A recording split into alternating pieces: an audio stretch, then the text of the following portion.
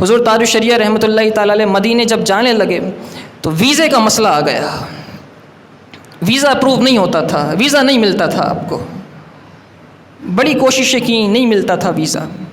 آپ نے نبی پاک صلی اللہ علیہ وسلم کی بارگاہ میں استغاثہ پیش کیا. آپ نے پوری نعت لکھی، بڑی باکمال نعت ہے، اور اس طرح عاجزی اور انکساری کے ساتھ حضور کا گنبد خضرا دیکھنے کی خواہش کا اظہار فرمایا. آپ فرماتے ہیں کہ داغ فرقت طیبہ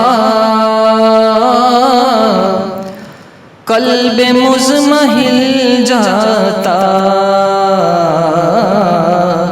کاش گنبد خضرا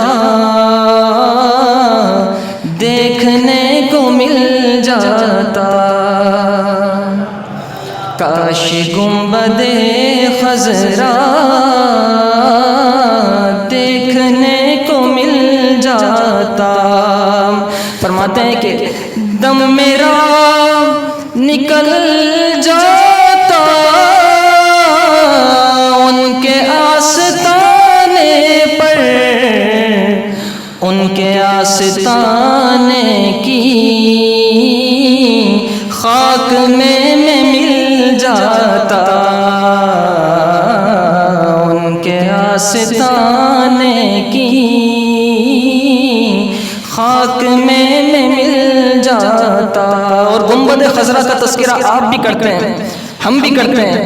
ہم نے بھی زیارت کی بھی، الحمدللہ تعالیٰ اللہ تعالیٰ بار بار بلایا. آپ نے بھی زیارات کی ہوں گی، لیکن گنبد خضرا کی زیارت کا جو تذکرہ حضور تاج الشریعہ کر رہے ہیں، آپ فرما رہے ہیں کہ دل پہ جب کرن پڑتی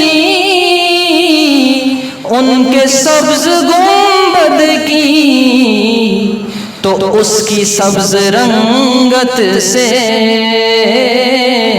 باغ بن کے کھل جاتا،